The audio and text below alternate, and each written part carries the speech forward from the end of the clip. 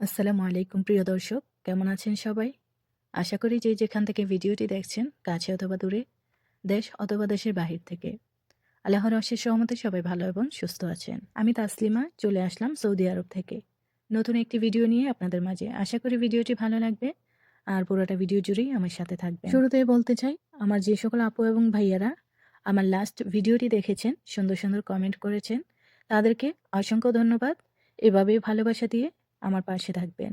আপনাদের জন্য মন থেকে অনেক অনেক ভালোবাসা। তাহলে চলুন শুরু করা যাক আজকের ভিডিওটি। সকাল থেকে সারাদিন কি কি কাজ করি, কি রান্না করলাম, সবই থাকছে আজকের ভিডিওতে। যেহেতু রমজান মাস চলে আসছে, তো অনেক কাজ বেড়ে গেছে। এটা হচ্ছে ফ্রিজার, যেখানে হচ্ছে মাছ মাংস রাখা হয়।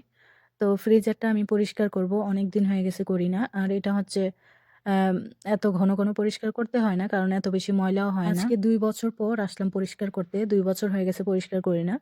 আর যেকোনো জিনিস এক হাতে যদি কাজ করেন, সেই জিনিসটা কিন্তু দেখবেন ময়লা হয় না সহজে। কারণ নিজে যেটা করতে হবে সেটা সবাই হচ্ছে বুঝে শুনে কাজটা করে, যেন হচ্ছে বেশি ময়লা না হয়।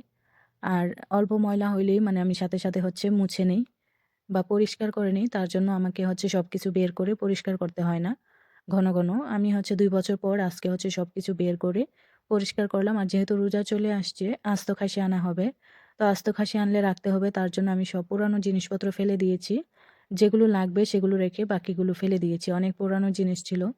মুরগির মাংস, খাসির মাংস পুরানো ছিল, সেগুলো হচ্ছে ফেলে দেওয়া হইছে। ওরা পুরানো মাংস খায় না। প্রায় ৬-৭ মাস হয়ে গেছে এরকমও মাংস আছে। তো অল্পই ছিল, বেশি না। সেগুলো হচ্ছে ফেলে দিলাম। অনেকগুলোই আমি হচ্ছে প্যাকেটগুলো নিয়ে ফেলে দিয়ে আসছি। আর অনেক বালু পড়েছিল উপরে। যেহেতু এই রান্নাঘরটা বাহিরে, এটাতে হচ্ছে ধুলাবালু অনেক আসে। তো ফ্রিজের উপরটাও আমি মুছে নিয়েছি। তারপর এটা হচ্ছে কিচেনে। তো কিচেন থেকে আমি হচ্ছে সবগুলো মসলার ডিব্বা বের করে নিয়েছি। এখান থেকে অনেকগুলো আছে যেগুলো লাগবে না। মনে হয় ২-৩ বছর ধরে এখানে পড়ে আছে, লাগে না। তো সেগুলোও আমি ফেলে দেব। শুধু যেগুলো লাগবে সেগুলো রেখে আমি বাকিগুলো ফেলে দেব। তো ওই জায়গাটাও আমি গুছিয়ে নিয়েছি। তারপর চলে আসলাম, হঠাৎ করে শুনি মেহমান আসবে বাসায়। একই তো হচ্ছে রমজান মাস চলে আসছে, অনেক কাজ বাসায়। তারপর হচ্ছে আমার বাসার মুরুব্বি হসপিটালে, আর আমি একা বাসায়। সব সব কাজ গুছিয়ে তারপর আবার হচ্ছে রান্না করতে হয়। তো হঠাৎ করে শুনলাম যে মেহমান আসবে। তো আমাকে জিজ্ঞেস করছিল যে মাংস আছে কিনা? আমি বলছি ২ প্যাকেট আছে। তো বলল ৫ জন মেহমান আসবে। তো ৫ জনের ২ প্যাকেট মাংস হবে না। ওরা আবার মাংস রান্না করলে আমাদের বাঙালিদের মতো না যে আমরা ৩ টা ৪ টা পদ রান্না করি, তাতেই আমাদের হয়ে যায় মাংস অল্প হলেও। ওরা যেটাই রান্না করে শুধু একটা রান্না করে, তার জন্য বেশি বেশি করে করতে হয়। আর আমি ক্যাপসা রান্না করব, তার জন্য মাংস বেশি লাগবে। তো ৫ জন মানুষ যেহেতু আসবে, বাসায় হচ্ছে একটা আস্তা রান ছিল। মানে খাসির একটা লেগ পিস ছিল, সেটাকে আমি ভাবলাম যে রান্না করি। কারণ যেই ২ প্যাকেট মাংস আছে সেটা দিয়ে হবে না। তাই আমি হচ্ছে আস্ত রানটা বের করে নিয়েছি। তো আমি বের করে পানি দিয়ে ভিজিয়ে রেখে দিয়েছিলাম। এখন হচ্ছে কিছুটা বরফ গলে গেছে, ভালো করে ধুয়ে নিয়েছি। এখন রান্নাটা স্টার্ট করে দিলাম। কারণ হচ্ছে মেহমান ২ টার ভেতরে চলে আসবে। তো আস্ত রানটা রান্না করতে অনেক ঝামেলা হচ্ছিল। পাতিলের ভেতর ঢুকতেছিল না।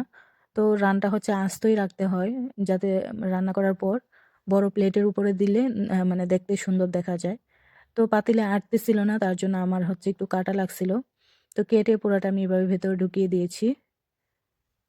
আর মসলা দিয়ে ভালো করে সিদ্ধ করে নেব। এখানে পরিমাণ মতো পানি দিয়ে দিচ্ছি আমি। প্রেশার কুকারে অবশ্যই রান্নাটা করব আমি। কারণ হচ্ছে আস্ত রান যেহেতু সিদ্ধ হতে একটু সময় লাগবে।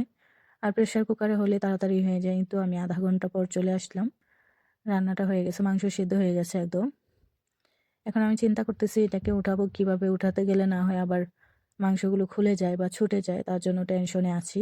আর এই দেশে একটা নিয়ম আছে, মাংসগুলো আস্ত যখন রান্না করা হবে, আস্ত খাসি অথবা আস্ত রান, সেটাকে আস্ত রাখতে হয়। যাক, আমি খুব ভালোভাবে হচ্ছে রানটাকে উঠায় নিতে পারছি, ভেঙে যায়নি। তো এটাকে আমি হচ্ছে একটু পর দেখাচ্ছি কি করব। ১ম এ আমি হচ্ছে এখানে চাল দিয়ে দিব পানিতে। আমার মতো কারা কারা আছেন আপুরা যারা সৌদি আরবে বা অন্যান্য দেশে থাকেন, একা একা রান্না করেন, তারা অবশ্যই জানবেন যে একটা বাসার পুরোটা বাসার কাজ করতে কেমন লাগে বা কতটা ঝামেলা হয়ে যায় অনেক সময়। আর হচ্ছে সব কাজ সামলিয়ে আবার রান্না করা, এটা আসলে একটা ঝামেলার বিষয়। কারণ হচ্ছে আরবদের বাসায় কাজ কম থাকে না। তো এখানে আমি কয়টা গাজর দিয়ে দিলাম। ছোট সাইজের গাজরগুলো ছিলে আস্তে ওইভাবে দিয়ে দিলাম। দেখতেও ভালো লাগবে আর খেতেও ভালো লাগে। তো পানিটা শুকিয়ে আসছে। পানির পরিমাণটা বুঝে চাল দিতে হবে। এখানে পানিটা যখন কিছুটা শুকিয়ে গেছে তখন আমি চুলাটা মিডিয়াম আঁচে দিয়ে দেব। তারপর যখন একদম পানিটা শুকিয়ে যাবে ১০ মিনিটের মতো চুলাটা একদম ডিম করে রেখে দেব। তারপর রান্নাটা হয়ে যাবে। এই তো দেখেন একদম পানিটা শুকিয়ে গেছে আর ভাতটা একদম ঝরঝরা হয়ে গেছে। পানির পরিমাণটা বুঝে না দিতে পারলে ভাত খেতে আসলেই ভালো লাগে না নরম হয়ে গেলে। আমার কাছে মনে হয় ভাতটা একদম ঝরঝরা হলেই খেতে ভালো লাগে। অনেকেই আছেন নরম ভাত খেতে পছন্দ করেন। তো এখানে হচ্ছে খাসির মাংসটাকে আমি একটু ওভেনে দিয়ে দিছি উপরটা একদম মানে একটু লাল করার জন্য। ওরা এমনিতেই খায়। ওরা যখন আস্ত খাসি অথবা আস্ত রান্না করে ওরা হচ্ছে সেদ্ধ করার পরেই খেয়ে নেয়। করে না আরকি, পুড়ে না ওভেনে দিয়ে। তো আমি একটু পুড়ে নিচ্ছি কারণ রানটা ছোট ছিল পুরোনো মানে ওভেনে দেওয়া গেছে। তো বড় খাসি আনলে হচ্ছে বড় খাসির রানগুলো কিন্তু আবার দেওয়া যায় না। ওভেনের ভিতরে অনেক বড় থাকে। তো এটা ছোট ছিল আমি একটু ওভেনে দিয়ে দিয়েছিলাম। তো রান্না শেষ মেহমানদেরকে খেতে দিয়েছি আর আমিও খেয়ে নিচ্ছি। তো খাবারটা যখন বেড়েছিলাম ভাবছিলাম একটু ভিডিও করব আর সময় পাইনি। মেহমান চলে আসছিল তো মেহমানকে খাবার দিয়ে আমি হচ্ছে খাবারটা খেয়ে নিচ্ছি। মাশাআল্লাহ আলহামদুলিল্লাহ আজকে খাবার মানে আজকের রান্নাটা অনেক মজা হয়েছিল। নিজে রান্না করছি তাই বলছি না। আসলে মজা হয়েছিল। আর মাংসগুলো একদম সফট হয়ে গেছিল। আর ওভেনে দেওয়ার কারণে আরেকটু মানে মজা হয়েছিল। তো যাই হোক যে সকল আপু এবং ভাইয়ারা আমার চ্যানেলটিকে এখনো সাবস্ক্রাইব করেননি, তারা কিন্তু চাইলে চ্যানেলটিকে সাবস্ক্রাইব করে পাশে থাকা বেল বাটনটি বাজিয়ে দিতে পারেন। তাহলে আমার সব ভিডিওর নোটিফিকেশন সবার আগেই আপনাদের কাছে পৌঁছে যাবে। আমি যখনই ভিডিও আপলোড দেব আমার ভিডিওগুলো আপনারা খুব সহজেই দেখতে পারবেন। আর যারা হচ্ছে আরবিয়ান রান্নাবান্না দেখতে পছন্দ করেন, আরবিয়ান খাবার দেখতে পছন্দ করেন, তারা কিন্তু চাইলে চ্যানেলটিকে সাবস্ক্রাইব করে রাখতে পারেন। আমি সবসময়ই হচ্ছে আরবিয়ান খাবার-দাবার বা বাড়িঘরের ভিডিও দেওয়ার চেষ্টা করি। আর এটা ছিল রাতের বেলা। তো আমার বাসায় একটা সমস্যা কি ৩ বেলাই রান্না করতে হয়। ৩ বেলা বলতে সকালের নাস্তাটা একটু মানে হালকা পাতলা হলেও রাতে আর হচ্ছে দুপুর বেলাটা করতেই হয়। দুপুরে ভাত খেতেই হয়। আর ভাত তো একবেলা খাওয়াই লাগে। তো এখানে আসার পর হচ্ছে রাতের বেলা অথবা সকালে ভাত খাওয়াটা ভুলেই গেছি। রাতের বেলায় আমি ভাবতেছিলাম যে শর্টকাটে একটা রান্না করব। কারণ আজকে সারাদিন অনেক কাজ করা হইছে। যতটুকু হালকা পাতলা রান্না করে একটু রেস্ট নেওয়া প্রয়োজন। তার জন্য আমি কি করলাম এখানে খুবই সিম্পল ভাবে একটা পাস্তা রান্না করতেছি। কিন্তু এই পাস্তাটা খেতে অসাধারণ। তো আমি জানি না পুরোটা রেসিপি শেয়ার করতে পারবো কিনা। কারণ হচ্ছে মানে ভালো লাগতেছে না কেন জানি ভিডিও করতে। তো এখানে আমি ১ম এ একটা পাতিলে পানি নিয়ে নিয়েছি। তারপর দিয়ে দিলাম এখানে আদা এবং রসুনের পাউডার। তারপর দিয়ে দিলাম কারি পাউডার। কিছুটা মসলাও দিয়ে দিয়েছি। একটা ম্যাগি মসলা দিয়েছি। দেওয়ার পর একটু অলিভ অয়েলও দিয়ে দিয়েছিলাম। পাস্তাটা সেদ্ধ করে নিয়েছিলাম। তারপর হচ্ছে এখানে চিজ দিয়ে দিয়েছি। এখানে আমি ৩ ধরনের চিজ ব্যবহার করছি। তারপর হচ্ছে ক্যাপসিকাম আর পেঁয়াজ ভেজে উপর দিয়ে দিলাম। তো এই পাস্তাটা খুব ইজি ভাবে আমি রান্না করছি। পুরোটা রেসিপি আপনাদের সাথে শেয়ার করতে পারিনি। আপনারা চাইলে কোনো একদিন শেয়ার করব যদি বলেন। তো এই তো পাস্তাটা আমার রান্না হয়ে গেছে। পানিটা একটু শুকাবে, তারপর রান্নাটা হয়ে যাবে। তো এই ছিল আমার আজকের রান্নাবান্না। আমার ভিডিওটি কেমন লাগলো অবশ্যই কমেন্ট করে জানাবেন।